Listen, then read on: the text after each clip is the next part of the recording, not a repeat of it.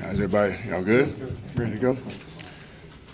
Before the game last week, we, as a team, night before the game, we met, and I thought it was very important to bring to the team's attention of how important it was of the team concept that we began 6 years ago. And when it's tested during tough times, that's what will get you through, understanding what we've all put into the team, and we're all one team, and that was the general thing. It sounds simple, but it was big for us to realize that, and we'll do that the same thing this week.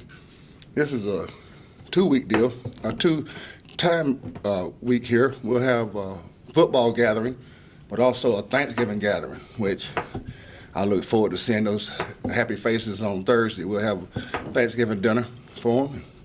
There'll be with families and kids. There'll be some full bellies. So we'll practice that Thursday morning. So, and then we'll get ready for the game versus Cincinnati. It's a great opportunity for us, this game. Cincinnati is a very talented football team. One NFL scout said they have as much NFL talent on the team as anyone else in the country. So we know we have we're facing a very talented team. I thought last week on offense did a great job of playing fast and getting the ball to our talent and to our skill set. Still need to cut down on penalties. It's important that we stay ahead on the sticks, and I thought we did that. Defensively, proud of them. Third down, 73% getting out the field on third down. Had 8 3-and-outs. That was big, and had a big plays, and I was proud of those guys. Can get more turnovers. We'd like to see that from them. Special teams, I was very proud of our field goal. Davis did a great job of just knocking them down. Those points were important, and we focused on our protection and field goal operation time, and it was good to see that. So, penalties, we still got to cut down on those, but very proud of the guys and what they were able to do. My happiest, I had to do a conference call. What was happy for me is when I see the kids in the locker room and the staff. That's my joy. Seeing them in the locker room after the game, the coaches after the game. So their hard work. They've been working hard all year long. So it was good to see those faces. So, questions? Coach, I know you mentioned the team meeting right after the game and now today. Was that something the coaches called or the players? No, it was before the game. Oh, before the game. At night in the hotel. We have a routine that we go. Walkthroughs, dinner movie, offense, defense, and I talked to him last. So that was, while they're in meetings, I'm upstairs thinking about what I want to talk to him about. And the team concept and reintroducing that to him is very important. Nah, that's our routine. There wasn't no special meeting like that, no. It was a meeting that we normally have every night before every home game, for any game. Sorry, what are some of the similarities / differences from Cincinnati last year to this year that you noticed personnel-wise and just kind of their style of play? Well, I think I like Keel. Keel's an outstanding quarterback. They're playing Hayden a little bit now, too. Both of them outstanding quarterbacks. What stands out is on offense, the receiving core. I was, again, doing the conference call, American conference call, and you noticed this team in South Florida, you know the size difference up front, especially with them offensively. The running back position they have, they're stable. Those guys, you see on defense, new coordinator going more 4-2-5, which means 4 down linemen, playing more DB types. So that's different for them. A lot of base. They'll blitz a little bit, but they want to just get 4-man pressure and defend you with 7.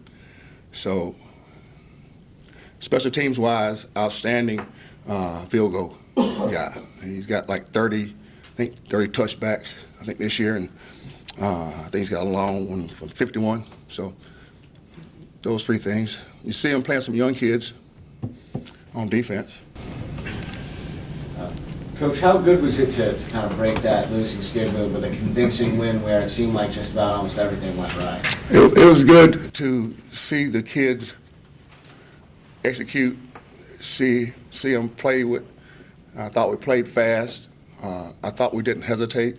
I thought the sideline was magnificent during the game. And all three sides played well. Even after the onside kick, I was very proud of the defense coming out and getting a stop. First drive by their offense, we came back and answered. So I was really proud of that, man. Proud of that. And like I mentioned earlier, my joy comes from watching, if you get a chance, I'll let you know one day, watching the kids and the staff after the win. That was big. Coach, talk about Pat Green on Thursday, 2 big hits, special teams. Pat's been coming on for us. I think he's matured. Last year, well, it was every day I was getting on him about something, I mean, not about great, but just about carrying himself. He's got a lot of ability, but he played with a passion that we know he has. He's when we signed him, he was one of the guys we thought he could play wide receiver too as well, very athletic. And he told me before the game, he said, Coach, I'm gonna get some turnovers for us today. And then he calls the first one, and he almost had a 3 because he had his head around, I think it was maybe the third or fourth one. But then that next one, he laid the wood to him. I was proud of him. And Pat had that, what asked about a team concept. We talked about team. He took pride in doing his job on special teams. I was proud of that. Ralph, are you pretty happy with the ability of the offense to get the ball in the hands of the playmakers? Yeah, this offense is built on distribution, and we came here 6 years ago the same way. It was good to see that happen, and playing fast. That's our whole deal. So it was good to see that and see the guys runs after catch, blocking one another. I thought Chris did an outstanding job being a good runner and also being his own blocker there. Proud of Chris. Chris protected well too. The offensive line, I thought, was as beat up as they are. They did a great job of giving Blake time and opening up run lanes for our runners. Coach, when you look at tape, what happened for Cincinnati against USF? It was a blowout early on. They had the worst loss in 10 years. What did you see that happened? I think that tells you how good South Florida is. We talk about this conference and how they got some breaks early and got momentum. First play was, we call it Fox, fake screen up the sideline, and they got it rolling, but they're playing well. I talked to Willie, who was it? He called me after the game, but he's able to stay healthy, quarterback and all those guys, but South Florida's playing good. They beat Temple too as well, didn't they? So they're playing well. Willie has a good team. Coach, can you talk about the importance to you and the team, or how motivating it is that you're 1 win away from being able to probably be back in the bowl game? Well, we just see it as a great opportunity, Troy, for us. It's to get a 6th win and become bowl eligible.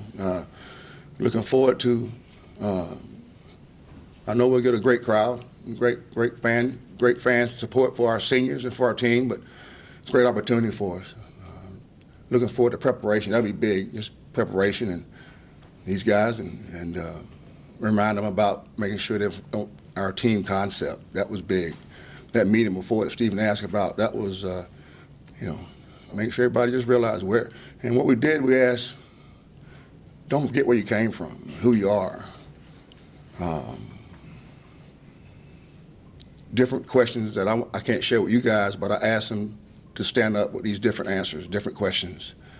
And once they started realizing these guys standing up, seniors, those kind of things, walk-ons with scholarship, a few examples from other ones, they realized everybody's under one roof by plan, not by accident.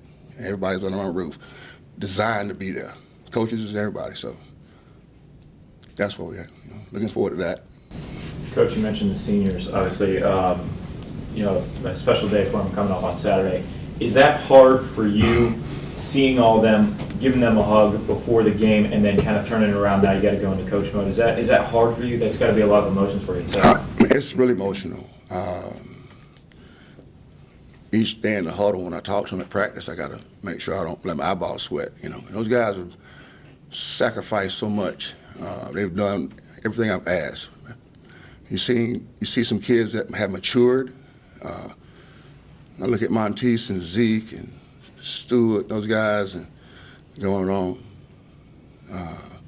And Ike, I remember Ike grandmom sitting in my office and making him commit to us. You know what I mean? That kind of thing.